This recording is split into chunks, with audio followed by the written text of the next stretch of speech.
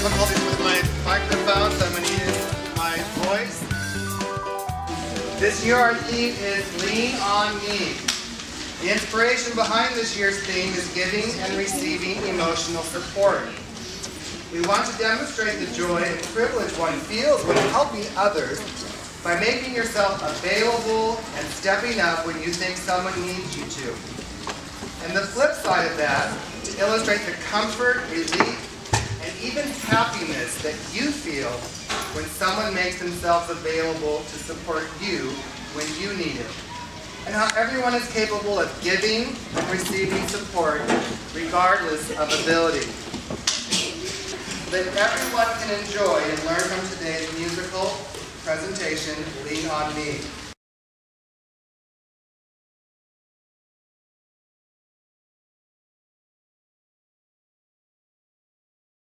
As they chattered away, they hadn't noticed that their group had unintentionally formed a circle around the new student who uses a wheelchair.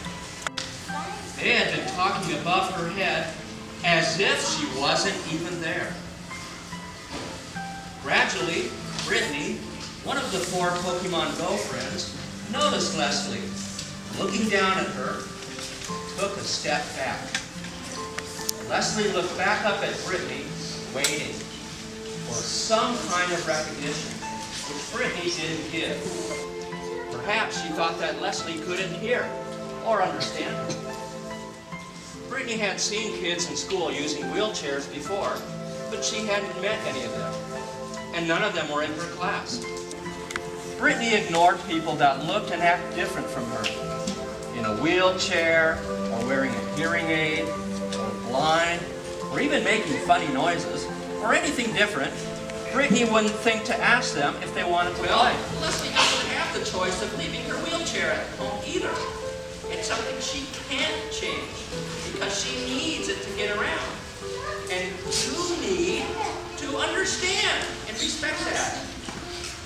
She was trying to tell the 4 friends why their behavior was hurtful and hoped she had told them in a way that they would understand. I don't think any of us has ever talked to or even met someone who uses a wheelchair before. Again, I'm really sorry. Education should be fun. We want you to enjoy your time at school, and we will do what we can to make that happen.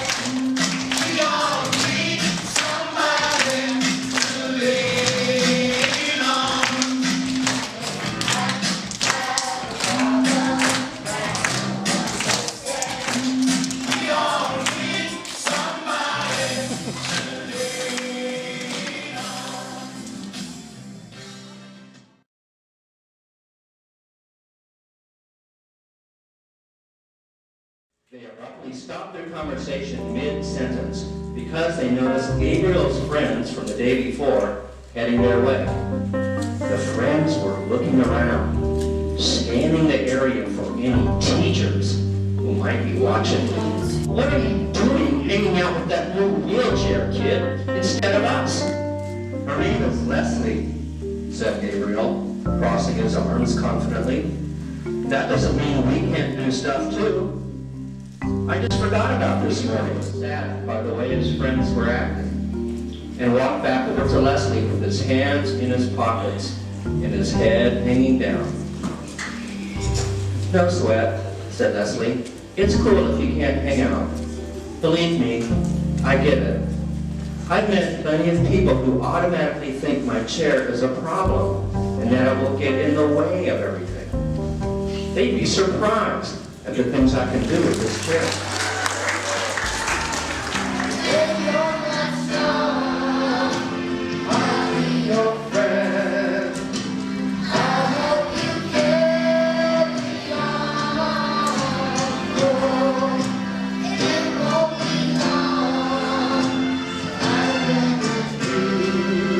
Somebody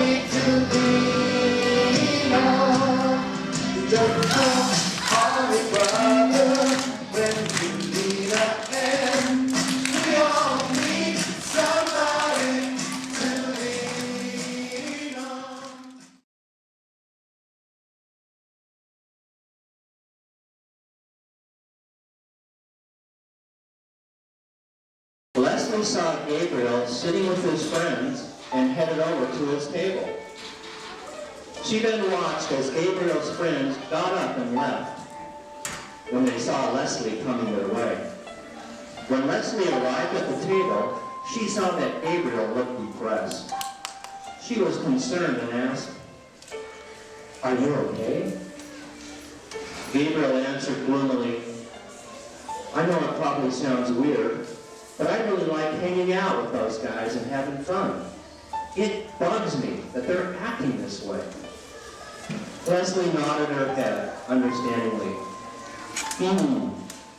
She thought for a moment, and then said lightheartedly, "Hey, want to hear a stupid joke?"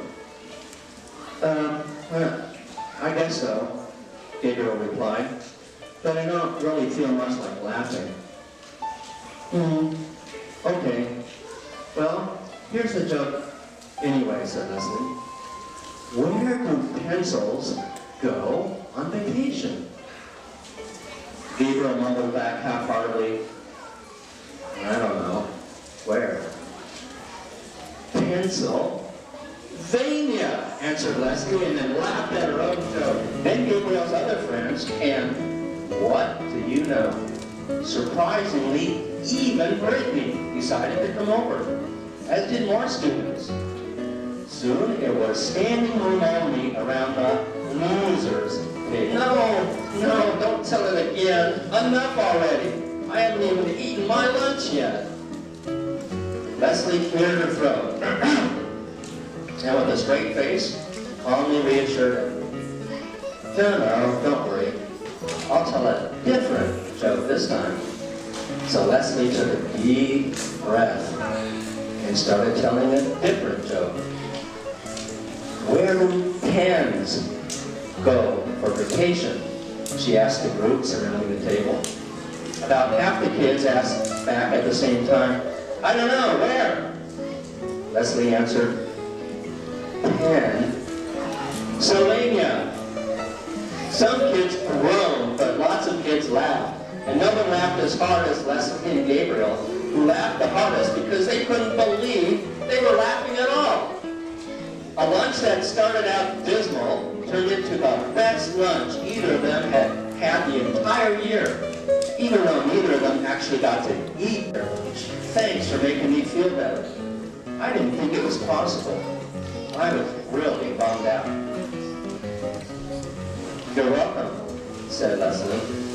"My uncle, he's the one in the military, you know. He told me that sometimes when things are getting you down, you might just need to hear a stupid joke.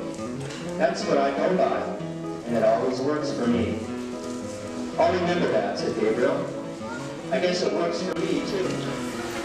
And when he got back to class and sat down at his desk, he was smiling, laughing a little, and in a very good mood.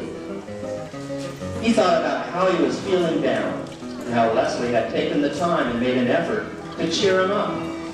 Gabriel felt good that he had met someone like Leslie who he could lean on that way when things got rough. Then the kid who sat next to Gabriel in class noticed him chuckling and asked, "What's so funny? Should I tell it?" "Nah. Well, maybe." "Oh, nothing," answered Gabriel. "Just a stupid joke I heard at lunch today." "You want to hear it?" The end.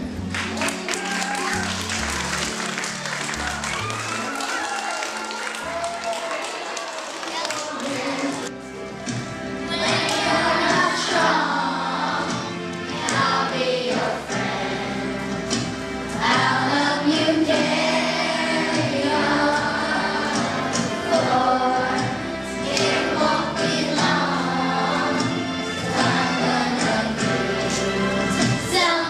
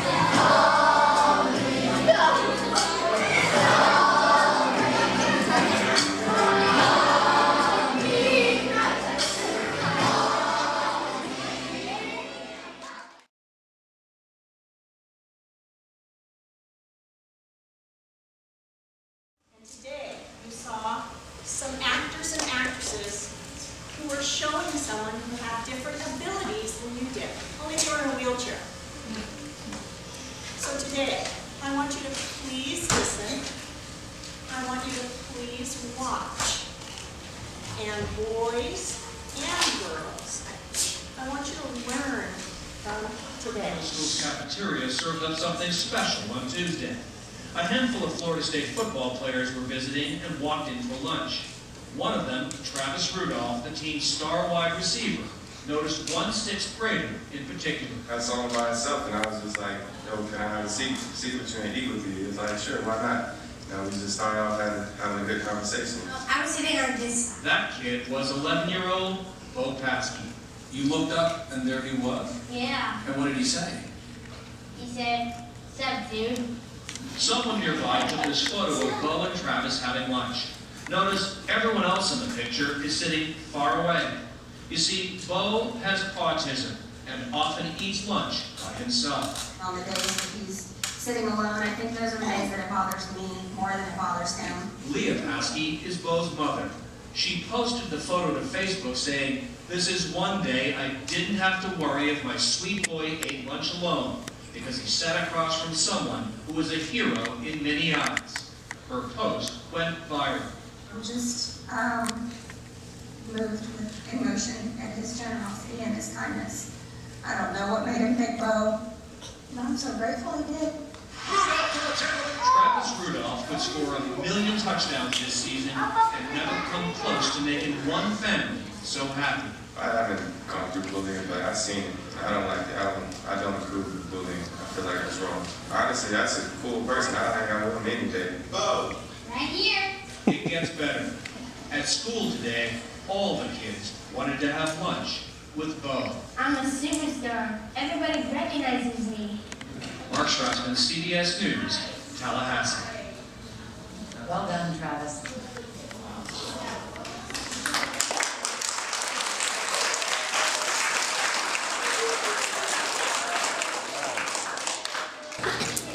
Ignore them. Thumbs up or thumbs down.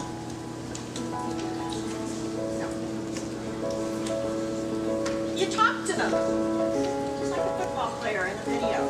Find out what they can say, what their feelings are. Do you walk away and you just go sit next to someone else? The older kids now. You need to be the responsible role models for all of those other children out there on the playground that are watching you. They may have never played handball in their life because nobody asked them before. Do you think you could teach them? How about Foursquare? How about soccer? How about softball? Absolutely. All the games that you play. Do you ever say those words? Tell them, hey, that's not cool. Do you ask them? The person who's saying those words, how would you feel if someone said that to you? Are you going to ignore that person and walk away? Okay, boys and girls, these words are part of bullying. Do we do bullying at Mission Meadows? Show me thumbs down. These words are bullying. Now you're in the lunch line, and a student with disability is getting their lunch. Do you cut in front of them? Do you stand in the line and wait your turn politely? They're not part of the game, and you're making them feel even worse. Do you go to another corner field and leave them all by themselves? No. Understand.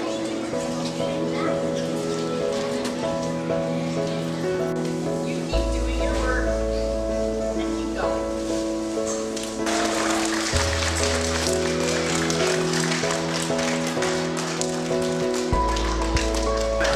I hope you enjoyed today's ability awareness play and presentation. However, this day is not the only day that we will carry this message forward. Many people to thank, but I want to start with a few students. Just before recess, 3 or 4 young ladies came up to me with a concern that they had about another friend. one of those young ladies. Would you please stand? I want to give them a round of applause because they are helping